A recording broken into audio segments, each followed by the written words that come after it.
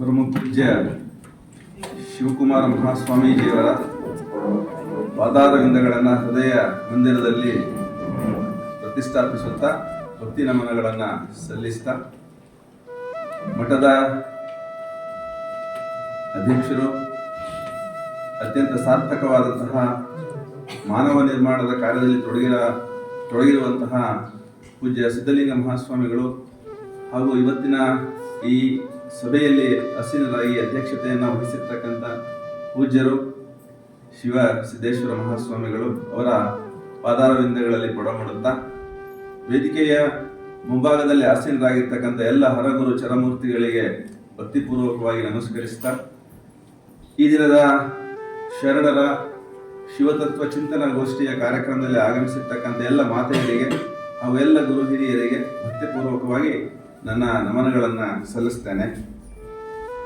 ಈ ಕಾರ್ಯಕ್ರಮದಲ್ಲಿ ಮಾತಾಡಲಿಕ್ಕೆ ಬಹುಜನ್ಮಗಳು ದುಡಿದೊಂದು ಫಲ ಅಂಥೇಳಿ ನಾನು ಭಾವಿಸ್ತೇನೆ. ಅವಕಾಶ ಸಿಕ್ಕಿರುವಂಥದ್ದು ಶ್ರೀಮಠದಲ್ಲಿ ಇಂಥದ್ದೊಂದು ವಿದ್ವಜ್ಜನರ ಗೋಷ್ಠಿಯಲ್ಲಿ ನಿಂತು ಮಾತನಾಡುವಂಥದ್ದು ಅಷ್ಟು ಸುಲಭವಾಗಿ ಸಾಧ್ಯವಾಗದೇ ಇರುವಂಥದ್ದು ಎಲ್ಲರಿಗೂ.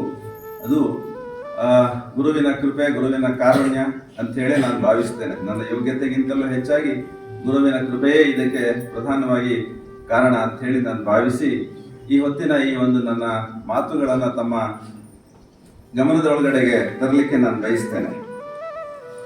ಶ್ರೀಯುತ ಎಂ ಜಿ ಸಿದ್ದರಾಮಣ್ಣವರು ನನಗೆ ಗುರು ಸಮಾನರು. ಅವರ ಊರಿನಲ್ಲಿ ನಾನು ಪ್ರಾಥಮಿಕ ಶಾಲಾ ಶಿಕ್ಷಕನಾಗಿದ್ದಾಗಿಂದ ಅವರ ಮಕ್ಕಳಿಗೆ ನಾನು ಮೇಷ್ಟ್ರಾಗಿದ್ದಾಗಿಂದ ಅವರ ಪರಿಚಯ ನನಗೆ. ಅದು ಹೇಗೋ ಏನೋ ನನ್ನನ್ನು ಅವರು ಇಲ್ಲಿಗೆ ಕರೆಸಿ ಮಾತನಾಡ್ಬೇಕಂತ ಹೇಳಿ ಸಂಕಲ್ಪಿಸಿದ ಕಾರಣಕ್ಕಾಗಿ ಇಲ್ಲಿಗೆ ನನಗೆ ಅವಕಾಶವನ್ನು ಅವರು ಒದಗಿಸಿಕೊಟ್ಟಿದ್ದಾರೆ. ಈ ಎಲ್ಲ ಗುರುಬಂಧುಗಳ ಸನ್ನಿಧಿ ಒಳಗಡೆ ಮಾತನಾಡಲಿಕ್ಕೆ ಅಂತ ಹೇಳಿ ನನಗೆ ಹೆಮ್ಮೆ ಅನ್ನಿಸ್ತದೆ ಅವರ ಬಗ್ಗೆ. ಶರಣ ಸಾಹಿತ್ಯ ಪರಿಷತ್ತಿನ ಮೂಲಕ ಅವರು ತಮ್ಮ ಸೇವೆಯನ್ನು ಅಹರ್ನಿಶಿ ಸಲ್ಲಿಸ್ತಾ ಇರುವಂಥದ್ದು ನಮಗೆಲ್ಲ ಗೊತ್ತಿದೆ. ಅವ್ರಿಗೂ ಕೂಡ ಕೃತಜ್ಞತೆಯಿಂದ ನಾನು ನಮಸ್ಕಾರವನ್ನು ಸಲ್ಲಿಸ್ತೇನೆ. ಹಾಗೂ ಈ ಹೊತ್ತಿನ ಈ ಭಾಷಣದ ಒಂದು ಪ್ರಧಾನವಾದ ವಸ್ತು ವಿಶೇಷ, ವ್ಯಕ್ತಿ ವಿಶೇಷ ಅಂದರೆ ಉರಿಲಿಂಗ ಪೆದ್ದಿಗಳು ಅಂಥೇಳಿ ಏನು ಶರಣರು ಇದ್ದರು 12ನೇ ಶತಮಾನದಲ್ಲಿ. ಬಸವಣ್ಣನವರ ಸಮಕಾಲೀನರಾಗಿ ಅವರ ಒಂದು ಮಾರ್ಗದರ್ಶನದಲ್ಲಿ ಅಲ್ಲಿನ ಹರಗುರು ಚರಮೂರ್ತಿಗಳ ಕೃಪೆಗೆ ಪೋಷಿತರಾಗಿ ಪಾತ್ರರಾಗಿ ಯಾವ ಎತ್ತರಕ್ಕೆ ಏರಿ ಮುಟ್ಟಿದ್ರು, ಯಾವ ಒಂದು ತತ್ವಚಿಂತನೆಯನ್ನು ಅವರು ತಮ್ಮೊಳಗಡೆಗೆ ಮೈಗೂಡಿಸಿಕೊಂಡರು, ಅದನ್ನು ಶಬ್ದದೊಳಗಡೆಗೆ ಹೇಗೆ ಅಭಿವ್ಯಕ್ತಿ ಮಾಡಿದ್ರು ಅನ್ನುವಂಥದ್ದನ್ನು ಅಧ್ಯಯನ ಮಾಡಲಿಕ್ಕಾಗಿ ನಾನು ಸನ್ಮಾನ್ಯ ಎಂ ಜಿ ಸಿದ್ದರಾಮಣ್ಣವರನ್ನೇ ಆಶ್ರಯಿಸಿದೆ. ಅವರ ಕಡೆಯಿಂದ ಸಾಹಿತ್ಯವನ್ನು ನಾನು ಪಡೆದೆ. ಉರಿಲಿಂಗ ಪೆದ್ದಿಗಳು ಮತ್ತು ಅವರ ಗುರುಗಳು ಉರಿಲಿಂಗ ದೇವರ ಒಂದು ಸಂಬಂಧ ಅಧ್ಯಯನ ಮಾಡ್ತಾ ಇರಬೇಕಾದ್ರೆ ನನಗೆ ವಿಸ್ಮಯ ಅನ್ನಿಸ್ತು. 20ನೇ ಶತಮಾನದ ಅತಿಮಾನಸ ಮಹಾಯೋಗಿ ಶ್ರೀ ಅರವಿಂದರ ಏನು ಪೂರ್ಣಯೋಗ ಪರಿಕಲ್ಪನೆ ಇದೆ, ಅದು ಆ ಕಾಲದಲ್ಲಿ 12ನೇ ಶತಮಾನದಲ್ಲಿ ಆ ಉರಿಲಿಂಗ ದೇವರ ಮುಖಾಂತರ ಉರಿಲಿಂಗ ಪೆದ್ದಣ್ಣನವರಿಗೆ ಪ್ರಾಪ್ತಿಯಾಗಿತ್ತಲ್ಲ, ಅದೊಂದು ಸೋಜಿಗದ ಸಂಗತಿ ಅಂತ ಹೇಳಿ ನನಗೆ ಅನ್ನಿಸೋಕೆ ಶುರುವಾಯಿತು.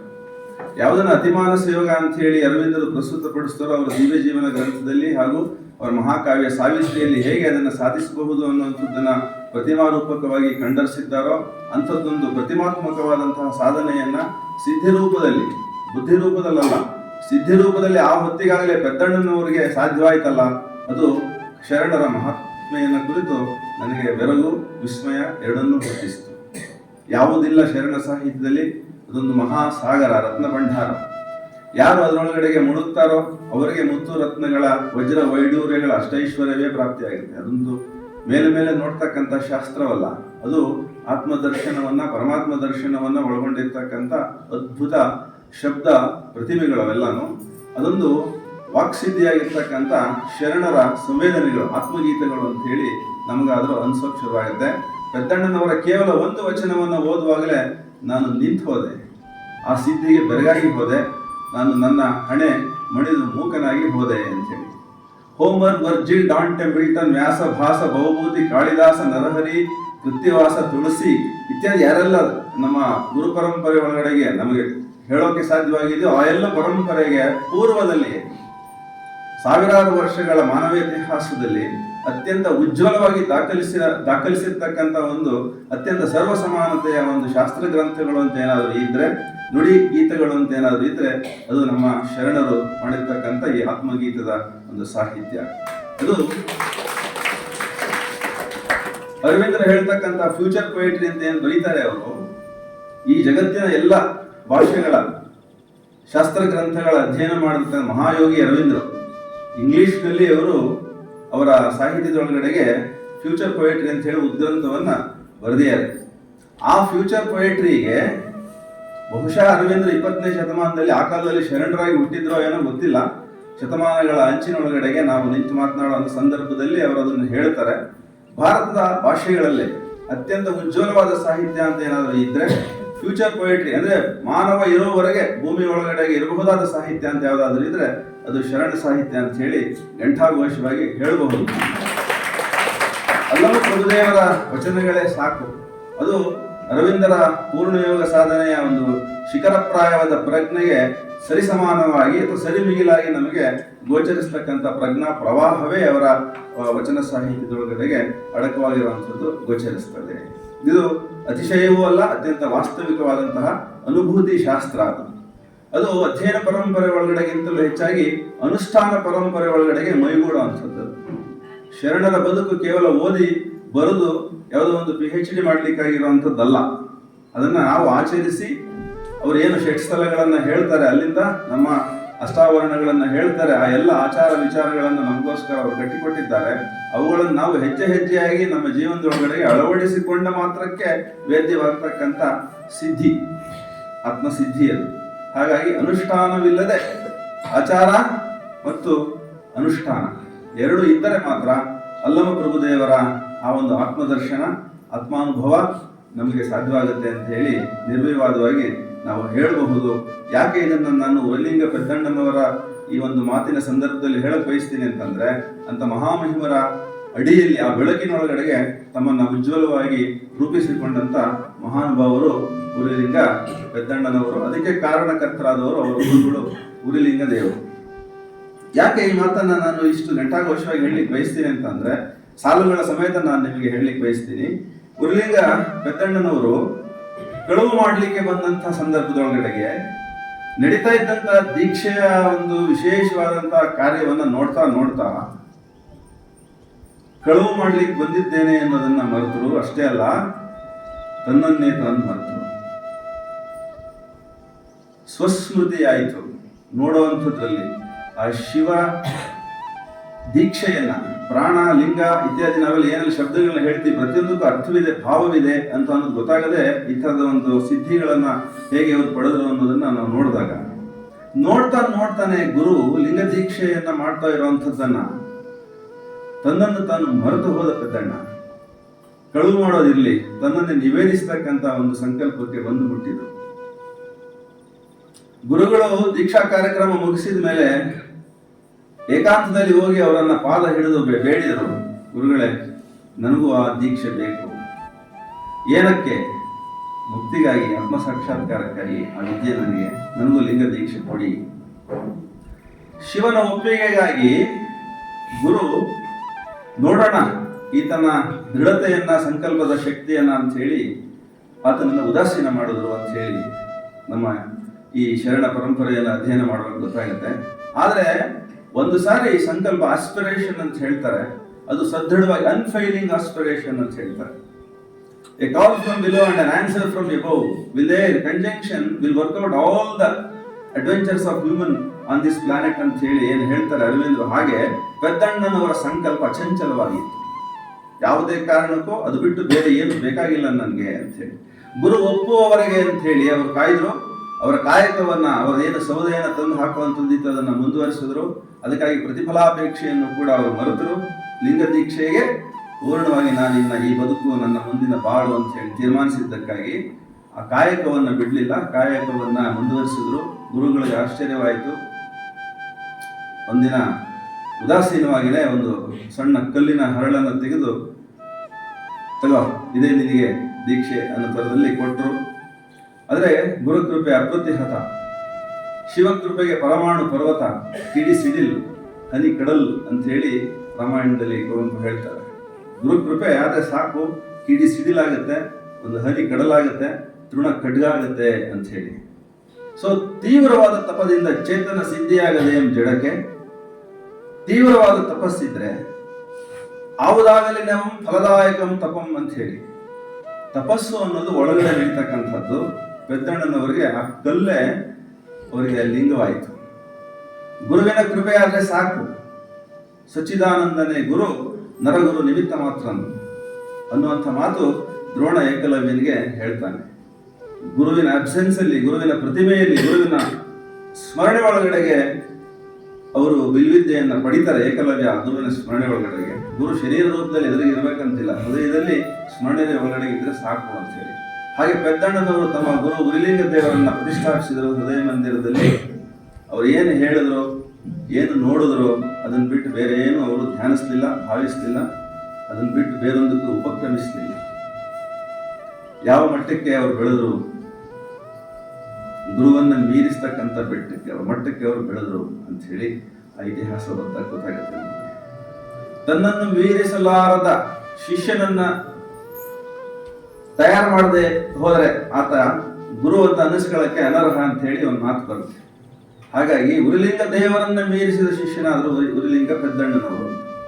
ಇದೆಲ್ಲ ನೋಡ್ತಾ ನೋಡ್ತಾ ಸೂಕ್ಷ್ಮವಾಗಿ ನಾವು ಅವಲೋಕಿಸ್ತಾ ಹೋದಾಗ ಅವರು ಏರಿದ ಎತ್ತರ ಎಂಥದ್ದು ಅನ್ನೋದನ್ನ ಅವರ ಸಾಲುಗಳಲ್ಲಿ ನೋಡ್ತಾ ಮುಂದಕ್ಕೆ ನಾವು ಮಾತುಗಳನ್ನು ಆಡೋಣ. ನೋಡಿ, ಎನ್ನಂಗದಲ್ಲಿ ನಿನಗೆ ಮಂಜನ ಭಾವಿಸಬೇಕು. ಶಬ್ದ ನಾದವಾಗಿ, ಬೋಧವಾಗಿ, ನಿಶ್ಶಬ್ದವಾಗಿ ಬ್ರಹ್ಮವಾಗಬೇಕು ಅಥವಾ ಶಿವವಾಗಿ ಬಿಡಬೇಕು. ಹಾಗೆಯೇ ಮಾತಿನ ಸರಪಣಿ, ಚಿಂತನೆ, ವೈಖರಿ. ಎನ್ನಂಗದಲ್ಲಿ ನಿನಗೆ ಮಜ್ಜನ, ಎನ್ನ ಲಲಾಟದಲ್ಲಿ ನಿನಗೆ ಕುಸುಮ ಪೂಜೆ, ಎನ್ನ ನೇತ್ರದಲ್ಲಿ ನಿನಗೆ ನಾನಾ ರೂಪು ವಿಚಿತ್ರ ವಿನೋದ, ಎನ್ನ ಶ್ರೋತ್ರದಲ್ಲಿ ನಿನಗೆ ಮಹಾವಾದ್ಯ ಕೇಳಿದೆ, ಎನ್ನ ನಾಸಿಕದಲ್ಲಿ ನಿನಗೆ ಸುಗಂಧ ಧೂಪ ಪರಿಮಳ, ಎನ್ನ ಜಿಹ್ವೆಯಲ್ಲಿ ನಿನಗೆ ಷಡ್ರಸಾನ್ನ ನೈವೇದ್ಯ, ಎನ್ನ ತ್ವಕ್ಕಿನಲ್ಲಿ ನಿನಗೆ ವಸ್ತ್ರಾಭರಣ ಅಲಂಕಾರ ಪೂಜೆ, ಎನ್ನ ಸಚ್ಚಿದಾನಂದವೆಂಬ ಸಜ್ಜೆಯ ಗ್ರಹದಲ್ಲಿ ನೀನು ಸ್ಪರ್ಶನಗೈದು ನೆರೆದಿಪ್ಪೆಯಾಗಿ ನೀನಾರು ನಾನ್ಯಾರು ಎಂಬ ಎರಡಳಿದು ತಾನು ತಾನಾದ ಘನವನೇನೆಂಬೆ ಉರ್ಲಿಂಗ ಪೆದ್ದಿಪ್ರಿಯ ವಿಶ್ವೇಶ್ವರ. ಮೇಲ್ನೋಟಕ್ಕೆ ಶಬ್ದಾರ್ಥದಲ್ಲಿ, ವಾಚ್ಯಾರ್ಥದಲ್ಲಿ ಇದು ಯಾರು ಬೇಕಾದರೂ ಪಾಠ ಮಾಡಬಹುದು, ವಿವರಿಸಬಹುದು. ಆದರೆ ಲಕ್ಷಾರ್ಥಕ್ಕೆ ಹೋಗಿ ಮುಟ್ಟಿದ್ರೆ ಎದೆ ನಡುಗ್ತದೆ, ಹೃದಯದೊಳಗಡೆ 1000 ವೋಲ್ಟೇಜ್ ಕರೆಂಟ್ ಉತ್ಪತ್ತಿ ಆಗುತ್ತೆ. ಭಾವದಿಂದ ಮೈ ಕಂಪಿಸಿ ಹೋಗುತ್ತೆ, ಅಥವಾ ವಿದ್ಯುತ್ತಿನ ಸಂಪರ್ಕಕ್ಕೆ ಬಂದ ನೀರಿನಂತೆ ನಿರಾಕಾರಕ್ಕೆ ರೂಪಾಂತರ ಆಗಿಬಿಡುತ್ತದೆ ಶರೀರ ಪ್ರಜ್ಞೆ. ಮೃಣ್ಮಯವೆಲ್ಲವೂ ಚಿನ್ಮಯವಾಗುವ ಹಂತ ತಲುಪಿದ್ದ ಕಾರಣಕ್ಕಾಗಿ ಇಂಥ ಸಾಲುಗಳು ಅವರ ಬಾಯಿನೊಳಗಡೆಗೆ ಬಂದವು, ಅವರ ಹೃದಯದೊಳಗಡೆಗೆ ಮೂಡಿದವು. ಘಟಾಕಾಶದೊಳಗಡೆಗೆ ಮಹಾಕಾಶಿ ಅಂತ ನಾವು ಹೇಳ್ತೀವಿ. ಅದಾಗಬೇಕಾದ್ರೆ ಇಂಥದ್ದೊಂದು ಟ್ರಾನ್ಸ್ಫರ್ಮೇಷನ್ ಆಗಬೇಕು. ಗುರು ಎಂಥ ಶಕ್ತಿವಂತನಿರಬಹುದು ಉರಿಲಿಂಗ ದೇವರು. ಮಾತಿಲ್ಲ, ಕತೆ ಇಲ್ಲ, ಬೋಧನೆ ಇಲ್ಲ, ಎಂತಿಲ್ಲ, ಎಂಥ ಆಚಾರವಂತರಾಗಿರಬಹುದು. ನೋಡಿದ ತಕ್ಷಣವೇ ನನಗಿದು ಬೇಕು ಅಂತ ಅನ್ನಿಸಿಬಿಡ್ತಲ್ಲ ಗುರುಲಿಂಗ ಪೆದ್ದಣ್ಣನಿಗೆ, ಅಂಥದ್ದೊಂದು ಬದುಕು ನನಗೆ ಬೇಕು ಅಂತ ಹೇಳಿ. ಆ ಗುರುವಿನ ಚರಿತ್ರ ಎಂಥ ಘನತೆಯಿಂದ ಕೂಡಿರಬೇಕು. ಹಾಗಿದ್ರು ಗುರು, ಹಾಗಿದ್ರು ಶಿಷ್ಯರು ಅನ್ನೋದಕ್ಕೆ ನಿದರ್ಶನಗಳು.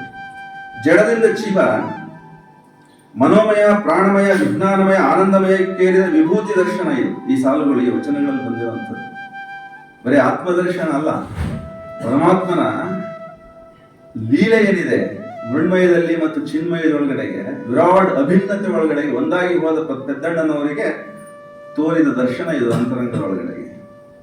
ಹೆಂಗೆ ಅಂತ ಹೇಳಿ ನೋಡೋಣ. ಅವ್ರು ಹೆಂಗ್ ಮಾಡೋದು ಇದನ್ನ ಅಂತ ಹೇಳಿ. ಅರವಿಂದ್ರ ಈ ಸಾಧನೆ ಹೆಂಗಾಯ್ತು ಅಂತ ಹೇಳಿ ಬಹಳ ಚೆನ್ನಾಗಿ ಸಾವಿತ್ರಿಯಲ್ಲಿ ಹೇಳ್ತಾರೆ. A prayer, a master act, a king idea can link man strength to transcendental force. Then miracle made common rule. One mighty deed can change the course of actions. A single thought becomes omnipotent ಅಂತ ಹೇಳಿ ಸಾಲುಗಳು ಬರ್ತಾವೆ ಸಾವಿತ್ರಿ ಒಳಗಡೆಗೆ. ಯಾವ ಮನುಷ್ಯನ ಹೃದಯದೊಳಗಡೆಗೆ ಪ್ರಾರ್ಥನಾ ಭಂಗಿ ನಿರಂತರ ಸ್ಥಾಯಿ ಆಗುತ್ತೋ ಅವನೊಳಗಡೆಗೆ ಪರಮೇಶ್ವರ ಒಳಗಡೆಗೆ ಬಂದು ನೆಲೆಸಿಬಿಡ್ತಾನೆ. ಅದೊಂದು ಅತ್ಯಂತ ನಿಷ್ಕಲ್ಮಶವಾದ ಭಕ್ತಿಯಿಂದ, ಅತ್ಯಂತ ಶರಣಾಗತ ಭಾವದಿಂದ, ಸಮರ್ಪಣಾ ಭಾವದಿಂದ ಪ್ರಾರ್ಥಿಸಿಬಿಟ್ಟ ಪೆದ್ದಣ್ಣ. ಪರಮೇಶ್ವರನೇ ಒಳಗೆ ಬಂದ. ಸಾಧನಾ ವಿಧಾನ ಅನ್ನೋದು a prayer, a master act, a king idea can link man strength to transcendental force. ಪ್ರಾರ್ಥನೆ ಪ್ರಾರ್ಥನೆ ಪ್ರಾರ್ಥನೆ. ಪ್ರಾರ್ಥಿಸಿದರೆ ಯಾವುದಾಗದೋ ಏನನ್ನು ಬೇಕಾದರೂ ಪಡೆಯಬಹುದು ಅನ್ನೋದಕ್ಕೆ ಪೆದ್ದಣ್ಣನವರ ಬಾಳಿನೊಳಗಡೆಗೆ ಈ ಥರದ ಸಾಲುಗಳು ಬಂದು ಅವ್ರ ಬದುಕಿನೊಳಗಡೆಗೆ ಆ ಬದುಕು ಸುಮ್ಮನೆ ಅಂಥದ್ದಲ್ಲ, ಅದು ಅನುಭವಿಸಿದ್ದು ಅನುಷ್ಠಾನದಿಂದ ಪ್ರಾರ್ಥಿಸಿದರು. ಅದು ಯಾವ ಪ್ರಾರ್ಥನೆಗಳು ಅದೆಲ್ಲ ತಮಗೆ ಗೊತ್ತೇ ಇದೆ, ಅದನ್ನು ನಾನೇನು ಹೇಳಬೇಕಾಗಿಲ್ಲ. ಯಾವುದಾದ್ರೂ ಸರಿ, ಪ್ರಾರ್ಥನಾ ಭಂಗಿ ಮುಖ್ಯ, ಭಾವ ಮುಖ್ಯ, ನಿವೇದನೆ ಮುಖ್ಯ. ಮಾನವ ಜೀವನದ ಧ್ಯೇಯ ಸಾಧನೆ ತನ್ನ ಸ್ವಸ್ವರೂಪವನ್ನ, ಅದರ ವೈಭವವನ್ನ ಅರಿತಕ್ಕಂಥದ್ದು. ಹೀಗೆ ಕಳವು ಮಾಡಬಂದ ವ್ಯಕ್ತಿಯೊಬ್ಬನನ್ನ ತನ್ನ ಪುರುಷ ಮಣಿಶಕ್ತಿಯಿಂದ ರೂಪಾಂತರಿಸಿದ ಕೀರ್ತಿ ಗುರುವಿನ. ಅದಕ್ಕೆ ಯೋಗ್ಯನಾದದ್ದು ಪ್ರಾರ್ಥನೆಯ ಮೂಲಕ, ಗುರುವಿಗೆ ಶರಣಾಗತನಾದ ಮೂಲಕ. ಸರೆಂಡರ್, ಟೋಟಲ್ ಸರೆಂಡರ್, ಪೂರ್ಣವಾಗಿ. ಅದಾದ್ರಿಂದ ಹೇಳ್ತಾರೆ, ಶ್ರದ್ಧೆತಾಂ ಸಾಣೆಯಿರೆ ತಾಳ್ಮೆಯೇ ತಪಂ.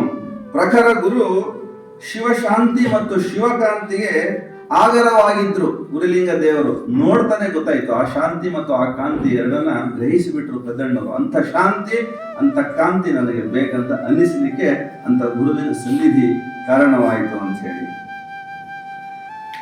ಪ್ರಾಣ ಬುದ್ಧಿಗಳಲ್ಲಿ ತೆರೆಗಳು ಹೇಳಿಲ್ಲ ಪೆದ್ದಣ್ಣವರಲ್ಲಿಂದಚೆಗೆ. ದೇಹದಲ್ಲಿ ಕಾಮನೆಗಳು ಉಳಿಲಿಲ್ಲ. ಅನ್ನಮಯ, ಪ್ರಾಣಮಯ, ಮನೋಮಯಗಳನ್ನು ದಾಟಿ ಬಿಟ್ಟ. ಸುಲಭ ಅಲ್ಲ ಅದು, ಅದನ್ನೆಲ್ಲ ದಾಟಬಹುದು. ಅಹಂಕಾರವನ್ನು ದಾಟೋದಿದೆಯಲ್ಲ, ego was the helper and is the bar ಅಂತ ಹೇಳ್ತಾರೆ. ಶರಣನಾದವನಿಗೆ ಅಹಂಕಾರ ಲವಲೇಶವೂ ಕೂಡ ಇರಬಾರದು. ಸರ್ವ ಗರ್ವವನ್ನು ಇರದೆ ಸೋಲಿಸಬೇಕು ಅವರು. ಮತ್ತೇನಾದರೂ ಸಾಧಿಸಬಹುದು, ನಾನಾರಂಭದ ಸಾಧಿಸಬಾರದಯ್ಯ ಅಂತೇಳಿ ಏನು ಹೇಳಿದ್ರು ಗುರುಗಳು ಬಸವಣ್ಣವರು. ಅದೇ ಥರದಲ್ಲಿ ಪೆದ್ದಣ್ಣನವರು ನಾನು ಅನ್ನೋದನ್ನು ಮರೆತರು. ಗುರುವಿನೊಳಗಡೆಗೆ ಪೂರ್ಣ ಒಂದಾಗಿ ಹೋದರು, ಲೀನವಾದರು, ಲಯವಾಗಿ ಹೋದರು. ತನ್ನತನವನ್ನು ಇಲ್ಲಗೈಯುವುದೇ ಎಲ್ಲ ಸಾಧನೆಯ ಕೊನೆಯ ಗುರಿ.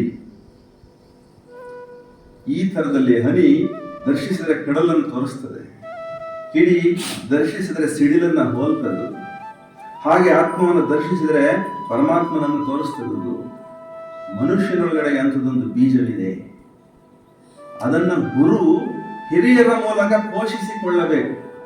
ಪಂಚಭೂತಾತ್ಮಕವಾದ ಬರುತ್ತೆ ಹೋಗುತ್ತೆ, ಬರುತ್ತೆ ಹೋಗುತ್ತೆ. ಮಾನವ ಜನ್ಮಕ್ಕೆ ಬಂದ ಮೇಲೆ ಆತ್ಮದರ್ಶನ ಆಗಿ ಬಿಡಬೇಕು. ಅದಕ್ಕಾಗಿ ಏನನ್ನು ಬೇಕಾದರೂ ಸಮರ್ಪಿಸಿ ಬಿಡಬೇಕು. ಕೀರ್ತಿ, ವಾರ್ತೆ, ಸ್ಥಾನ, ಮಾನಗಳು ನಗಣ್ಯ. ಈ ಸಂಕಲ್ಪಕ್ಕೆ ಬಂದ ಪೆದ್ದಣ್ಣನವರಿಗೆ ಆದ ದರ್ಶನ ಇದು. ಅದು ಸುಮ್ಮನೆ ಆಗಿದ್ದಲ್ಲ. ಮುಂದಿನ ಸಾಲುಗಳನ್ನು ತಮಗೆ ಹೇಳ್ತೀನಿ. ಅರವಿಂದ್ರ ಸಾಲುಗಳು ಪೆದ್ದಣ್ಣನವರಿಗೆ ಸರಿಸಮಾನವಾಗಿದ್ದಾವೆ ನೋಡಿ. ಪೆದ್ದಣ್ಣ ಏನು ಓದದೇ ಇರುವಂತಹ ಸೌದೆ ಕೆಡದು ಮಾಡ್ತಾ ಇದ್ದಂಥ ವ್ಯಕ್ತಿ. ಆದರೆ ಅರವಿಂದ್ರು 5ನೇ ವಯಸ್ಸಿಗೆ ಇಂಗ್ಲೆಂಡ್ಗೆ ಹೋಗಿ ICS ನಲ್ಲಿ ಫಸ್ಟ್ ರ್ಯಾಂಕ್ ಮಾಡಿ, ಫ್ರೆಂಚ್, ಗ್ರೀಕ್, ಲ್ಯಾಟಿನ್ ಇತ್ಯಾದಿ ತತ್ವಶಾಸ್ತ್ರ, ಮನೋವಿಜ್ಞಾನ, ಸಾಹಿತ್ಯಗಳೆಲ್ಲ ಅರದು ಕುಡಿದು ಆಮೇಲೆ ಭಾರತಕ್ಕೆ ಬಂದು ಸಂಸ್ಕೃತ ಶಾಸ್ತ್ರ ಗ್ರಂಥಗಳನ್ನು ಅಧ್ಯಯನ ಮಾಡಿ ಪ್ರಾಚ್ಯ ಪಾಶ್ಚಾತ್ಯ ತತ್ವಜ್ಞಾನ ಕಲಿಗಳಲ್ಲಿ ಬಹುವಜ್ರಗಳನ್ನು ಆಯ್ದು ಶ್ರೀಮಂತನಾಗಿದ್ದಂಥ ವ್ಯಕ್ತಿ. ಅರವಿಂದ್ರಲ್ಲಿ, ಪೆದ್ದಣ್ಣನಲ್ಲಿ. ಅರವಿಂದ್ರ ಸಾಲುಗಳನ್ನು ತಮಗೆ ಹೇಳ್ತೀನಿ ನೋಡಿ. Of human soul from its flat earthly state to the discovery of the greater self and for gleam of an eternal light, this world is beginning at the base, where life and mind erect their structured dreams. A death-bound littleness is not all we are. Immortal our forgotten vastness, await the discovery in our summit selves. ನಮ್ಮ ಒಳಗಡೆಗೆ ಸ್ವಸ್ವರೂಪದ ಉತ್ತುಂಗ ಶೃಂಗಗಳು ನಮಗಾಗಿ ಕಾಯ್ತಾ ಇದ್ದಾವಂತೆ. ಮನುಷ್ಯನ ಶರೀರದೊಳಗಡೆಗೆ earth is the base, body is the base for all the sadhana. ಅದರೊಳಗಡೆಗೆ ಮುಳುಗಿ ಹೋದರೆ ಮರದ ಕೊನೆಯ ಮುಟ್ಟಿದಾಗ ಹಲವರು ಹೇಳ್ತಾರೆ, ಅಲ್ಲಿ ನಿಮಗೆ ಸೋಪಾನ ಶ್ರೇಣಿಗಳು. ಅರವಿಂದ್ರ ಹೇಳ್ತಕ್ಕಂಥ ordinary mind, reasoning mind, illumined mind, intuitive mind, overmind, supermind ಅನ್ನು ದಾಟಿದ್ರು ಪೆದ್ದಣ್ಣವರು. ಆಧುನಿಕ ಗ್ರೇಟರ್ ಸೈಕಾಲಜಿ ಒಳಗಡೆ ಬರೋ ಶಬ್ದಗಳು ಅರವಿಂದರ ಭಾಷೆಯಲ್ಲಿ. ಆದರೆ ಪೆದ್ದಣ್ಣ ಅದು ಯಾವುದು ಓದಿರಲಿಲ್ಲ ಆ ಕಾಲದಲ್ಲಿ. ಅವ್ರ ಸಾಲುಗಳು ಇವ್ರ ಸಾಲುಗಳು ಹೇಗಿದಾವೆ ನೋಡಿ. ಎನ್ನ ಲಲಾಟದಲ್ಲಿ ನಿನಗೆ ಕುಸುಮ ಪೂಜೆ, ಎನ್ನಂಗದಲ್ಲಿ ನಿನಗೆ ಮಜ್ಜನ. ಅಂದ್ರೆ ಈ ಶರೀರದಲ್ಲಿ ನೀನೇ ಇದ್ದೀಯಪ್ಪ, ನಿನಗಾಗಿ ಈ ಶರೀರ, ನಿನ್ನ ಆಡುಂಬಲ ಇದು, ಬ್ರಹ್ಮಪುರಿ ಇದು. ಶಿವನೇ ನಿನ್ನದೇ ಮೈ ಇದು, ನಿನ್ನ ಆನಂದಕ್ಕಾಗಿ ಸಮರ್ಪಣೆ ಅನ್ನುವಂಥ ಭಾವ. ಎನ್ನ ನೇತ್ರದಲ್ಲಿ ನಿನಗೆ ನಾನಾ ರೂಪ ವಿಚಿತ್ರ. ನೋಡಿದ್ದೆಲ್ಲದರಲ್ಲಿ ಅವನಿಗೆ ಈಶ್ವರನೇ ಕಾಣ್ತಾ ಇದ್ದ ಪೆದ್ದಣ್ಣನಿಗೆ. ನಾನು, ನೀನು, ಅದು ಇದು ಅನ್ನೋ ಭಿನ್ನ ಭೇದ ಭಾವ ಹೋಯಿತು. ಅಖಂಡೈಕನಾದ. ಅದನ್ನೇ ಲಿಂಗಲೀಯವಾಗುವುದು ಅಂತ ಹೇಳಿ ಶರಣರ ಭಾಷೆ ಒಳಗಡೆಗೆ ಹೇಳ್ಕೋಬಹುದು ನಾವು. ಏನನ್ನ ನೋಡಿದ್ರು ಅಣು ರೇಣು ತೃಣ ಕೋಟಿ ಕೀಟ ಕೋಟಿ ಕೋಟಿ ಏನೆಲ್ಲ ಇದೆ. ಏನನ್ನ ಕೇಳಿದ್ರು ಶಿವನ, ಏನನ್ನ ನೋಡಿದ್ರು ಶಿವನ, ಏನನ್ನ ಮುಟ್ಟಿದ್ರು ಶಿವನ, ಏನನ್ನ ಮೂಸಿದ್ರು ಶಿವನ ಅನುಸಂಧಾನವಾಗಬೇಕು. ಅಂಥದ್ದೊಂದು ಆಗಿತ್ತು. ಅದನ್ನೇ ಸ್ವಸ್ವರೂಪ ಅಂತ ಹೇಳಿ. ಯಾವುದು ನನ್ನಲ್ಲಿ ನಿಹಿತವಾಗಿದೆಯೋ, ಯಾವುದು ಜಡದಲ್ಲಿ ನಿಹಿತವಾಗಿದೆಯೋ ಭೌತ ವಿಜ್ಞಾನದ ಪ್ರಕಾರ ಅದೆಲ್ಲವೂ ಕೂಡ ಚೇತನವೇ, ಕಾನ್ಶಿಯಸ್ನೆಸ್. ಅದನ್ನು ಮುಟ್ಟಿದವ್ರಿಗೆ ಯಾರನ್ನು ನೋಡಿದ್ರು ಏನನ್ನು ನೋಡಿದ್ರು ಭಿನ್ನ ಅಂತ ಅನ್ಸೋದಿಲ್ಲ. ನನ್ನಿಂದ ಅದು ಭಿನ್ನ ಅಂತ ಅನ್ಸೋದಿಲ್ಲ. ಅದು ನಾನು ಬೇರೆ ಬೇರೆ ಬೇರೆ ಅಂತ ಅನ್ಸೋದೇ ಇಲ್ಲ. ಹಾಗಿದ್ದಾಗ ಬರುವಂತ ಸಾಲುಗಳಿವು. ನಿನ್ನ ಜಿಹ್ವೆಯಲ್ಲಿ ನಿನಗೆ ಷಡ್ರಸ ಅನ್ನ ನೈವೇದ್ಯ. ಏನನ್ನ ನೋಡಿದ್ರು ಏನನ್ನ ತಿಂದ್ರು ಪ್ರಸಾದ, ಪ್ರಸಾದ ಭಾವ. ಒಳಗಡೆಗೆ ನೀವು ನೈವೇದ್ಯವಾಗಬೇಕು, ಹೊರಗಡೆಗೆ ಎಲ್ಲ ನೈವೇದ್ಯವೇ, ಎಲ್ಲವೂ ಅನ್ನವೇ. ಅನ್ನಮಯದೊಳಗಡೆಗೆ ಆನಂದಮಯವನ್ನ ಅರಿಸಬೇಕು ಅನುಷ್ಠಾನದ ಮೂಲಕ, ಸುಮ್ಮನೆ ಆಗುವಂಥದ್ದಲ್ಲ. ಸ್ಪರ್ಶನಗೈಲು ನೆರೆದಿಪ್ಪೆಯಾಗಿ ಹೇಳ್ತಾರೆ. ಸ್ಪರ್ಶನಗೈಲು ನೆರೆದಿಪ್ಪೆಯಾಗಿ ಅನ್ನೋ ಮಾತಿದೆಯಲ್ಲ, ಅವರು ಶಿವನನ್ನ ಸದಾಕಾಲ ತನ್ನ ಮನಸ್ಸಿನೊಳಗಡೆಗೆ ಇಟ್ಟಿದ್ರು. ಅವರ ಮನಸ್ಸನ್ನು ಶಿವ ಸ್ಪರ್ಶಿಸ್ತಾ ಇದ್ದ. ಆ ಶಿವನೇ ಅವರ ಮನಸ್ಸಿನ ಮೂಲಕ, ಇಂದ್ರಿಯಗಳ ಮೂಲಕ, ಇಂದ್ರಿಯಾರ್ಥದ ಕಡೆಗೆ ನೋಡ್ತಾ ಇದ್ದ. ರೂಪ ರಸ ಶಬ್ದ ಗಂಧವೆಲ್ಲವೂ ಪರಮೇಶ್ವರನ ಮಾಯಾಶಕ್ತಿಯ ಸೃಜನ. ಸೊ ಹಾಗಾಗಿ ಪಾರ್ವತಿಯ ಹಿಂದೆಗಡೆಗೆ ಪರಮೇಶ್ವರನ ದರ್ಶನ. ಇದಾದಾಗ ಮಾತ್ರವೇ ನಮ್ಮೊಳಗಿನ ಇಮಾರ್ಟಾಲಿಟಿ ನಮಗೆ ಅನುಭವಕ್ಕೆ ಬರುವಂಥದ್ದು. ಎಲ್ಲಿ ಅರವಿಂದರು, ಎಲ್ಲಿ ಪೆದ್ದಣ್ಣ, ಅಂತಹ ಶಿಷ್ಯನನ್ನು ತಯಾರು ಮಾಡೋದಿಲ್ಲ ಗುರು, ಗುರುಲಿಂಗ ದೇವರು. ಅವ್ರ ಮಹಿಮೆ ಅಂತದ್ದು. ಅವರು ಯಾರ ಜೊತೆ ಬೆರೆದಿದ್ರು? ಅಲ್ಲಮ್ಮರ ಜೊತೆ ಬೆರ್ತಿದ್ರು, ಬಸವಣ್ಣನವ್ರ ಜೊತೆ ಬೆರ್ತಿದ್ರು, ಅಕ್ಕಮಹಾದೇವಿಯವ್ರ ಜೊತೆ ಬೆರ್ತಿದ್ರು. ಬುದ್ಧಿ ತಣಿವನ್ನಗಂ ಸಿದ್ಧಿಧಾಂ ಸಂದಿಗ್ಧ ವಯಸ್ಸೆ, ಮತಿಯ ಅನುಮತಿಯ ಸಾಧನೆಗೆ ಅಗ್ನಿ ಸೋಪಾನ. ನಮ್ಮ ಮತಿ ನಮಗೆ ಅನುಮತಿ ಕೊಡಬೇಕು, ಮುಂದಕ್ಕೆ ಹೋಗು, ಇಷ್ಟೇ ಅಲ್ಲ ಇರೋದು ಅಂತ ಹೇಳಿ. ಆ ಅನುಮತಿ ನಮಗೆ ಕೊಡೋದೇ ಗಡ್ಡಿಯಾಗಿರೋದೇ ಅಹಂಕಾರ. ತಡೆದು ಬಿಡುತ್ತದೆ. ಈಗ was the ball and is the helper. ಅಹಂ ನಿರಸನವಾದ ತಕ್ಷಣವೇ ನಮ್ಮ ಮನಸ್ಸು, ನಮ್ಮ ಬುದ್ಧಿ, ನಮ್ಮ ಚಿತ್ತ ಅಹಂಕಾರಗಳೆಲ್ಲ ಊರ್ಧ್ವಮುಖ ಯಾತ್ರೆಗೆ ತೊಡಗಿ ಬಿಡ್ತವೆ. ಅಥವಾ ಊರ್ಧ್ವಮುಖದಿಂದ ಇಳಿದು ಬರ್ತಕ್ಕಂಥ ಸಚ್ಚಿದಾನಂದನ ಶಕ್ತಿಯನ್ನು ಸ್ವೀಕರಿಸ್ತಕ್ಕಂಥ ಉಪಕರಣಗಳಾಗಿ ಹೋಗ್ತವೆ. ಇದನ್ನು ಟ್ರಾನ್ಸ್ಫಾರ್ಮೇಶನ್ ಅಂತ ಹೇಳಿ ನಾವು ಭಾವಿಸಬೇಕು. ಗುರು ಜಸ್ಟ್ ಆಶೀರ್ವಾದ ಮಾಡಿದ್ರೆ ಸಾಕು. ಶಿಷ್ಯನಿಗೆ ಶುದ್ಧಿ ಆದರೆ ಮುಗೀತು. ಇನ್ನು ಸಾಧನೆಗೆ ಅವನಿನ್ನೇನನ್ನೂ ಹುಡುಕ್ಬೇಕಾಗಿಲ್ಲ ಜಗತ್ತೊಳಗಡೆಗೆ. ಯಾಕಂದ್ರೆ ಗುರು ಅಂದರೆ ಅದೊಂದು ಅದ್ಭುತವಾದ ಶಕ್ತಿ, ಪರಮಾತ್ಮನ ಪ್ರತಿರೂಪ. ಹಾಗೆ ಶರಣಾದ ಪೆದ್ದಣ್ಣ ಹೇಳ್ತಾರೆ, ಸ್ವಸ್ವರೂಪದ ಉತ್ತುಂಗ ಶೃಂಗದಲ್ಲಿ ನೆಲೆ ನಿಂತು ಹೇಳೋ ಮಾತು, ಪರಿಪೂರ್ಣತೆ ಕಾದು ನಿಂತಿತ್ತಲ್ಲ ಅದನ್ನು ಪಡೆದ ನಂತರದಲ್ಲಿ ಹೇಳಿದ ಮಾತು. ಏನು ಹೇಳ್ತಾರೆ? ಅಮೃತಕ್ಕೆ ಹಸಿವುಂಟೆ, ಜಲಕ್ಕೆ ತೃಷೆಯುಂಟೆ, ಮಹಾಘನ ಪುರುಷಂಗೆ ವಿಷಯ ಉಂಟೆ. ಅನ್ನಮಯ ಪ್ರಾಣಮಯ ಮನೋಮಯ ವಾಂಛೆಗಳನ್ನು ದಾಟಿದವನಿಗಾಗುವಂತ ಅನುಭೂತಿ ಇದು.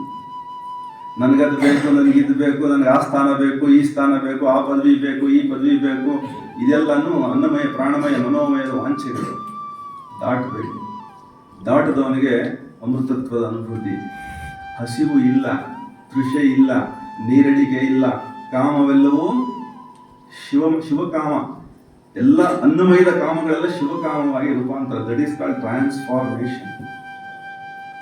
ಪ್ರಸಾದಕಾಯ ಈ ಥರದ್ದೆಲ್ಲ ನಾವು ಶಬ್ದಗಳನ್ನು ನೋಡ್ತೀವಿ. ಅದು ಸುಮ್ಮನೆ ಹೇಳಿದ್ದಲ್ಲ. ಅದು ಅಲ್ಲವರು ಹೇಳ್ತಾರೆ, ಅಗ್ನಿಯ ಸುಡುವಲ್ಲಿ, ಉದಕವ ತೊಳೆವಲ್ಲಿ, ವಾಯುವ ಮೆಟ್ಟಿ ಆಕಾಶವ ಹಿಡಿಯುವಲ್ಲಿ, ಕದಳಿಯವನವ ನಿನ್ನೊಳಗೆ ನೀನು ಹುಡುಕಿ ನೋಡಿದ್ರೆ ಗುಹೇಶ್ವರ ಕಲ್ಪಿತವಲ್ಲ ನಿಲ್ಲಿರೋ.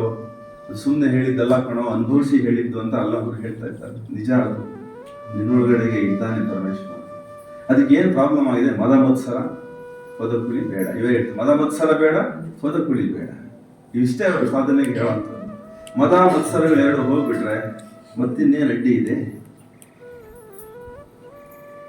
ಸೊ ಹೀಗೆ ಅದನ್ನ ಸದ್ಗುರು ಕಾರುಣ್ಯವ ಪಡೆದು ಲಿಂಗಾರ್ಚನೆಯ ಮಾಡುವ ಮಹಾಶರಣನಿಗೆ ಅದು ಸ್ವಯಂಭೂ ಸಹಜ ಸ್ವಭಾವ. ನಮ್ಮ ಒಳಗಡೆಗೆ ಸ್ವಯಂಭೂ ತತ್ವ ಇದ್ದಾಗ ಮಾತ್ರವೇ ಅದನ್ನು ನಾವು ನೋಡಲಿಕ್ಕೆ ಸಾಧ್ಯ, ಅನುಭವಿಸ್ಲಿಕ್ಕೆ ಸಾಧ್ಯ. ಯಾವುದು ನನ್ನಲ್ಲಿ ಇಲ್ಲವೋ ಅದನ್ನು ಅನುಭವಿಸ್ಲಿಕ್ಕೆ ಸಾಧ್ಯ ಇಲ್ಲ. ನನ್ನಲ್ಲಿ ಮಹಾಘನ ಅಖಂಡೈಕ ಅಂತೇಳಿ ಯಾವ್ದಾದ್ರು ಒಂದು ತತ್ವ ಇದ್ರೆ ಈ ಜಗತ್ತಲ್ಲಿ ನಡೆಸ್ತಾ ಇರೋದು ಇದ್ದಾಗ ಮಾತ್ರ ನನ್ನೊಳಗಡೆ ಅನುಭೂತಿಗೆ ಅವಶ್ಯ ಸಿಕ್ಕುತ್ತದೆ. ಅದಿದೆ. ಮಾನವ ಶರೀರ ಸುಮ್ಮನೆ ಬಂದದ್ದಲ್ಲ, ಪ್ರಕೃತಿ ಅತ್ಯಂತ ಪ್ರಯಾಸದಿಂದ ನಿರ್ಮಿಸಿರುವಂಥದ್ದು. ವಿಶ್ವ ಮತ್ತು ವಿಶ್ವಾಂತರಿಕ್ಷದ ಎಲ್ಲ ಸ್ಥಾನಗಳನ್ನ, ಸ್ಥಳಗಳನ್ನ, ಶಕ್ತಿಗಳನ್ನ ತನ್ನೊಳಗಡೆಗೆ ಆವಾಹಿಸಿಕೊಳ್ಳುವ ಶಕ್ತಿ ಧಾರೆ ನಮ್ಮೊಳಗಡೆಗೆ ನಾವು ಒಪ್ಪಿಗೆ ಕೊಟ್ಟರೆ ಇಳೀತದೆ, ಇಲ್ಲದಿದ್ದರೆ ಹೇಳ್ತಾರೆ ಮುಂದೆ ನೋಡಿ.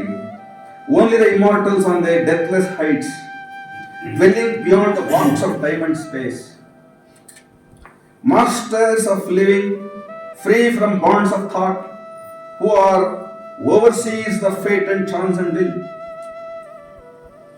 and expert of the theorem of world need.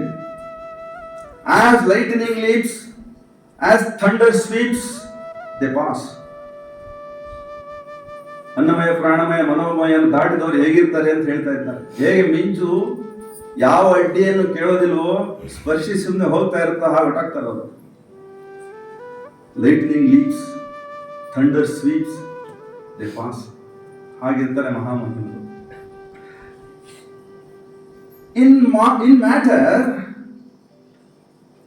matter shall be lit the spirit's glow. In body and body kindled the sacred birth. Night shall awake to the anthem of stars. The days come, a happy pilgrim march. A few shall see what none yet understands. God shall grope while the wise man talk and sleep. ಅರವಿಂದ್ರ ಮಾತುಗಳು. ಹಿಂದಿನ ಪೆದ್ದಣ್ಣನವರ ಮಾತುಗಳು ನೋಡಿ. ಹಸಿವುಂಟೆ ಅಮೃತಕ್ಕೆ, ಜಲಕ್ಕೆ ತೃಷೆಯುಂಟೆ, ಮಹಾಗಣ ಪುರುಷನಿಗೆ ವಿಷಯವುಂಟೆ, ಸದ್ಗುರು ಕಾರಣ್ಯವ ಪಡೆದು ಲಿಂಗಾರ್ಚನೆ ಮಾಡುವ ಮಹಾಶರಣನಿಗೆ ಸ್ವಯಂಭೂ ಸಹಜ ಸ್ವಭಾವ, ಇನ್ನೂ ತೃಪ್ತಿ ಆಪ್ಯಾಯನ ಮುಕ್ತಿ ಅರಸಲುಂಟೆ ಶರಣ. ಉರಿಲಿಂಗ ಪೆದ್ದಿಪ್ರಿಯ ವಿಶ್ವೇಶ್ವರ. ಮಾನವನಲ್ಲಿ ಬೀಜ ರೂಪದಲ್ಲಿ ಸುಪ್ತವಾಗಿ ಸರ್ವ ಮಹತ್ವವೂ ಅಡಗಿದೆ. ಗುರುಕೃಪಾ ರೂಪದ ದೈವೇಚ್ಛೆಯ ಫಲ ಅವನಿಗೆ ಸಿಕ್ಕರೆ ಸಂಪೂರ್ಣವಾಗಿ ಅವನ ಜನ್ಮಾಂತರಗಳ ಪಾಪ ಪುಣ್ಯ ಇತ್ಯಾದಿ ವಿಶೇಷಗಳ ತೊಂಡು ತೊಳಸುವಲ್ಲಿ ಬಂಡೆ ಚಪ್ಪಡಿ ಇರಲಿ ಅವನ ಮೈ ಮೇಲೆ, ಅವನ ಜೀವದ ಮೇಲೆ, ಆದರೆ ಇದೆಲ್ಲ ಮುಗಿಲುಗೈದು ಬಿಡ್ತಾನೆ. ಗುರುಕೃಪೆ ಅವನು ಸಿಕ್ಕರೆ ಸಾಕು. ಪ್ರಕಟವಾಗುತ್ತೆ ಈಶತ್ ಮನುಷ್ಯನ ಶರೀರದೊಳಗಡೆಗೆ. ಮಂಗಳಮಯ ಲಿಂಗದ ಸಂಗಿಯಾದ, ಮಹಾಲಿಂಗದ ಪ್ರಸಂಗಿಯಾದ ಈ ಉರಿಲಿಂಗ ಪೆದ್ದಿಯ ಅಂಗನೇ ನನಗೆ ಮಂಗಳ ತರಂಗ ಅಂದಿದ್ದಾನೆ ಅವನ ಗುರು ಉರಿಲಿಂಗ ದೇವರು. ಯಾರ ಹೃದಯದೊಳಗಡೆಗೆ ಪರಮೇಶ್ವರನ ಧ್ಯಾನ ನಡೀತಾ ಇರ್ತದೋ ಆ ಹೃದಯ ದೇವಸ್ಥಾನ ಅಂತ. ಉರಿಲಿಂಗ ಪೆದ್ದಿಯ ಒಳಗಡೆಗೆ ನಿರಂತರವಾಗಿ ಗುರುಸ್ಮರಣೆ, ಈಶ್ವರನ ಅನುಭೂತಿ ಯಾವಾಗಲೂ ನಡೀತಾ ಇತ್ತಾದ್ರಿಂದ ಅದು ದೇಹ ಅಲ್ಲ, ದೇವಾಲಯ, ನಡೆದಾಡುವ ದೇವಾಲಯ ಆಗಿತ್ತು. ಇದು ಗುರುವಿನ ಕೃಪೆ. ಗುರುವಿಗೆ ಶಿಷ್ಯ, ಶಿಷ್ಯನಿಗೆ ಗುರು ಸಿಗುವಂಥದ್ದು ಸುಲಭ ಅಲ್ಲ. ಅದಕ್ಕೆ ಶಿವನ ಕೃಪೆ ಆಗಬೇಕು. ಅದಾಗಿತ್ತು ಪೆದ್ದಣ್ಣನಿಗೆ. ಶಿವನಿಚ್ಛೆ, ಅದಕ್ಕೆ ಅನುಗುಣವಾದ ಕಾಳವೇ ಅಂತ ಅದ್ಭುತವಾದ ಮಡದಿ ಆದ್ಯಾಶಕ್ತಿ ಆತನ ಹೆಂಡತಿಯಾಗಿ ಕೈ ಹಿಡಿದು ಮುನ್ನಡೆಸಲಿಕ್ಕಾಗಿ ಬಂದಿದ್ಲು. ಭೂಮಿ ತಾನಾದರೂ ಅಲ್ಪೆ ತಾನೆನ್ನುವುದು. ಅವನ ಸಾಮಾನ್ಯ ಹೆಂಡತಿಯಾಗಿ ಅವನ ಜೊತೆ ಒಳಗಡೆ ಇದ್ದು ಸಾಮಾನ್ಯ ಹೆಣ್ಣಾಗ್ಲಿಲ್ಲ ಅವಳು. ಆತ್ಮದರ್ಶನ ಕೆರೆದ ಅದ್ಭುತ ಹೆಣ್ಣಾದ್ಲು. ಆಕೆ ವಚನಗಳನ್ನು ಬರೆದಿದ್ದಾರೆ. ಯಾರಿಗುಂಟು ಯಾರಿಗಿಲ್ಲ ಅಂಥದ್ದೊಂದು ಕೃಪೆ. ಆದ್ರಿಂದ ಪೆದ್ದಣ್ಣನ ಭಾಗ್ಯವ ಹೆಚ್ಚಿಸಿದ ಅಂತ ಜಗನ್ಮಾತೆಯನ್ನ ನಾವು ನಮ್ಮೊಳಗಡೆಗೆ, ನಾವು ಸುತ್ತಮುತ್ತ ಇರುವಂತೆಲ್ಲ ಹೆಣ್ಣಿನೊಳಗಡೆಗೆ ಅರಸಬೇಕು. ಸಾಕ್ಷಾತ್ ಕಪಿಲ ಸಿದ್ಧ ಮಲ್ಲಿಕಾರ್ಜುನ ಅಂತ ಹೇಳಿ ಹೇಳ್ತಾರೆ, ಹೆಣ್ಣು ಮಾಯೆಯಲ್ಲ ಅಂತ ಹೇಳಿ. ಅದರಿಂದ ನಾವು ಕೂಡ ನಮ್ಮೊಳಗಡೆಗೆ, ನಮ್ಮ ಸುತ್ತಮುತ್ತ ಇರೋ ಪ್ರಕೃತಿ ಒಳಗಡೆಗೆ ಪರಮೇಶ್ವರನ ಕಾಣುವಂಥದ್ದೊಂದು ಶುದ್ಧಿಯನ್ನ, ಬುದ್ಧಿಯನ್ನ ನಮ್ಮೊಳಗಡೆಗೆ ತಂದುಕೊಳ್ಬೇಕು. ಅಂತಹ ದಿವ್ಯ ಚೇತನದ ಒತ್ತಾಸೆಯಿಂದ ಪೆದ್ದಣ್ಣ ಅಮರನಾದ, ಲಿಂಗಲೀಲಾ ತರಂಗ ಸ್ವರೂಪಿಯಾದ. ಭಕ್ತಿ, ಜ್ಞಾನ, ಭಗವದ್ ಅನುಭೂತಿ, ಆಧ್ಯಾತ್ಮಿಕ ಉನ್ನತಿ ಇವು ಸಾಮಾನ್ಯರು, ಅನಾಮಧೇಯರು ಸಾಧಿಸಬಹುದಾದ ತತ್ವಗಳು. ಇದನ್ನ ನಾನು ಹೇಳಬಾರದು, ಯಾಕೆಂತಂದ್ರೆ ಎಲ್ಲರೂ ಹೇಳಿ ಹೇಳಿ ಸಾಕಾಗೋಗಿದೆ. ಲಿಂಗಭೇದ, ವರ್ಗಭೇದ, ಆ ಭೇದ, ಈ ಭೇದ ಅದ್ಯಾವುದು ಅಡ್ಡಿಯೇ ಇಲ್ಲ ಶರಣಾದವರಿಗೆ. ಅದನ್ನ ಮಾತು ಆಡೋದಲ್ಲ, ಸ್ಮರಿಸೋದು ಅಲ್ಲ. ಜಾತಿಯನ್ನ ಬೈನಲ್ಲಿ ಹೇಳಬಾರ್ದು, ಜಾತಿಯನ್ನ ಬಾಯಿನಲ್ಲಿ ಕೇಳಬಾರ್ದು. ಈ ಸಂಕಲ್ಪ ಒಂದ್ಸಾರಿ ಮಾಡಿದ್ಮೇಲೆ ಮುಗೀತು. ಎದುರಿಗೆ ಬಂದವನು ಶಿವಸ್ವರೂಪಿನೇ, ಲಿಂಗ ಸ್ವರೂಪಿನೇ. ಹಾಗೆ ಆಧ್ಯಾತ್ಮಿಕ ಉನ್ನತಿಗೆ ಬರಲಿಕ್ಕೆ ಸಂಕಲ್ಪ ಮಾಡೋಣ. ಸಾಧಕರಾಗಿ, ಶರಣರಾಗಿ, ಸಿದ್ಧರಾಗಿ, ಕಾಯಕ ತತ್ವಬೋಧೆ ಹೊಂದಿದ ಶರಣರು ಪ್ರಪತ್ತಿ ಮತ್ತು ಸಮತೆ ಸಮರ್ಪಣೆಗಳಿಂದ, ಇವು ಮೂರು ನಮಗೆ ಇಲ್ಲ, ಪಡ್ಕೊಳ್ಳೋದಕ್ಕಾಗಿ ಸಾಧನೆ ಮಾಡಬೇಕಾಗುತ್ತೆ. ಪ್ರಪತ್ತಿ ಸಮರ್ಪಣೆ ಸುಲಭ ಅಲ್ಲ. ಸಮರ್ಪಣೆಯಾದವನಿಗೆ ಮತ್ತೆ ಕೇಳಲಿಕ್ಕೆ ಏನೂ ಇಲ್ಲ. ಮಾಮೇಕಂ ಶರಣಂ ರಜ ಅನ್ಯಥಾ ಶರಣಂ ನಾಸ್ತಿ ಅಂತ ಹೇಳಿ ಕೃಷ್ಣ ಹೇಳ್ದ. One has chosen the divine has been chosen by the divine ಅಂತ ಹೇಳಿ ಅರವಿಂದ್ರ ಹೇಳಿದ್ರು. ನಾನಳಿಯುವ ಪಥಮೇ ನೀನಿಳಿಯುವ ರಥಂ ಅಂದ್ರು ಕುವೆಂಪು. ಮೃದುವಚನವೇ ಸಕಲ ಜಪಂಗಳಯ್ಯ, ಮೃದುವಚನವೇ ಸಕಲ ತಪಂಗಳಯ್ಯ ಅಂದ್ರು ಬಸವಣ್ಣವರು. ಅಂಥದ್ದೊಂದು ಸಮರ್ಪಣೆ ಮತ್ತು ಪ್ರಪತ್ತಿ, ಶರಣಾಗತಿ ಇದ್ದವನಿಗೆ ಸದಾಕಾಲ ಸ್ಮರಣೆಯಲ್ಲಿರಬೇಕು. ದಿವ್ಯವಾದ ಭಾವಗಳು, ಭವ್ಯವಾದ ಆಲೋಚನೆಗಳು, ಮಹತ್ತರವಾದ ಶಕ್ತಿಯನ್ನು ಒಳಗಡೆಗೆ ತರ್ತಕ್ಕಂಥ ವಿನ್ಯಾಸಗಳು, ಪ್ರಿನ್ಸಿಪಲ್ಸ್ ಅಂತ ಹೇಳ್ತಾರೆ. ಇದನ್ನು ಆಲಿಸ್ತಕ್ಕಂಥದ್ದೇನಿದೆ, ಇದು ಪುಣ್ಯ ವಿಶೇಷ ಇದ್ರೆ ಮಾತ್ರ ಸಾಧ್ಯ. ತುಮಕೂರಿನಲ್ಲಿ ಬೇಕಾದಷ್ಟು ಜನ ಇದ್ದಾರೆ. ಇದೊಂದು ಅದ್ಭುತವಾದ ಹವರ್ ಆಫ್ ಗಾಡ್, ದೇವ ಮುಹೂರ್ತ. ಏನಾದರೂ ಕಿವಿ ಒಳಗಡೆಗೆ ಇಳಿದು ಅದರೊಳಗೆ ನೇರವಾಗಿ ಹೃದಯಕ್ಕೆ ಇಳಿದು ಬಿಟ್ರೆ ಮತ್ತಿನ್ನ ಆತನಿಗೆ ಇನ್ಯಾವ ಅಡ್ಡಿ ಆತಂಕಗಳು ಇಲ್ಲ. ಯಾವ ಶಕ್ತಿಯು ಅವನನ್ನು ತಡೆಯಲಿಕ್ಕೆ ಸಾಧ್ಯ ಇಲ್ಲ ಉದ್ಧಾರದಿಂದ. ಮೆದುಳೊಳಗಡೆ ಇಳಿದು ನಿಂತರೆ ಸಮಸ್ಯೆ ಆಗುತ್ತೆ. ಹೃದಯಕ್ಕೆ ಇಳಿದು ಬಿಡಬೇಕು. ಇಂಥದ್ದೊಂದು ಚರಿತಾಮೃತವನ್ನ ದಾಸೋಹ ರೂಪದಲ್ಲಿ ಪರಮ ಪೂಜ್ಯರು ಇಲ್ಲಿ ವ್ಯವಸ್ಥೆ ಮಾಡಿಕೊಟ್ಟಿದ್ದಾರೆ ನಮಗೆ ತುಮಕೂರಿಗರಿಗೆ. ಅಂದರೆ ಅದೊಂದು ನಮ್ಮ ಪುಣ್ಯ ವಿಶೇಷ. ಈ ಶ್ರೀಮಠದ ಸುಂದರ ಸನ್ನಿಧಾನದಲ್ಲಿ ಮಹಾಮಹಿಮರು ನಡೆದು ಓಡಾಡಿರ್ತಕ್ಕಂಥ ಈ ಪವಿತ್ರ ಭೂಮಿಯ ಒಳಗಡೆಗೆ ನಾವು ಕಾಲಿಡುವಾಗಲೂ ಕೂಡ ಭಕ್ತಿಪೂರ್ವಕವಾಗಿ ಹೆಜ್ಜೆಯನ್ನು ಎತ್ತಿಡಬೇಕಾಗಿದೆ. ತುಳಿಯೋದಲ್ಲ, ಮೆಲ್ಲ ನೀಡು ಅಂತ ಹೇಳ್ಬೇಕಾಗಿತ್ತು ನಮ್ಮ ಶರೀರಕ್ಕೆ. ಇದನ್ನು ನಿಧಾನವಾಗಿ ನಡಿಯಪ್ಪ, ಇಲ್ಲಿ ಮಹಾಮಹಿಮರು ಓಡಾಡಿರೋ ಜಾಗ, ತುಳಿಬೇಡ ಅಂಥದ್ದೊಂದು ಭಾವ ಇರಬೇಕು. ಈ ಸ್ವಾಮೀಜಿಯವರ ದಾರ್ಶನಿಕ ದೃಷ್ಟಿಯ ಪರಿಣಾಮ ಇಂಥದ್ದೊಂದು ಕಾರ್ಯಕ್ರಮ. ಆಲಿಸಿದ ಎಲ್ಲರಿಗೂ ಈ ಕಥನ ಕೃತಿಗಳು ಆಶೆ, ಧೈರ್ಯ, ಆತ್ಮಗೌರವ ದಯಪಾಲಿಸ್ತವೆ. ಅನುಮಾನವೇ ಇಲ್ಲ. ನಾವು ಹೀಗಾಗಬಹುದು, ನಾವು ಇದನ್ನು ಸಾಧಿಸಬಹುದು, ನಾವು ಇದನ್ನು ಪಡೆಯಬಹುದು ಅನ್ನುವಂಥ ಆಸೆ ಬರುತ್ತೆ. ಬರಬೇಕು ಅಂಥದ್ದೊಂದು ಆಸೆ ಬಂದ್ರೆ ಸಾಕು, ಆಸ್ಪಿರೇಷನ್ ಆಗುತ್ತೆ. ಶ್ರೀಯುಕ್ತರಾಗಿ ಗುರುಕಾರುಣ್ಯದಿಂದ ಆತ್ಮಶ್ರೀಗೆ ಸಂಪನ್ನರಾಗಬಹುದು, ಆತ್ಮಶ್ರೀಯನ್ನ ಪಡೆದು ಶ್ರೀಮಂತರಾಗಬಹುದು. ಇನ್ನೆಲ್ಲ ಶ್ರೀಗಳು ಆತ್ಮಶ್ರೀ ಇಲ್ಲದೆ ಹೋದರೆ ಶೋಭಿಸಲ್ಲ. ಆತ್ಮಶ್ರೀಯುಕ್ತವಾದದ್ದು ಎಲ್ಲವೂ ಶೋಭಿಸ್ತದೆ.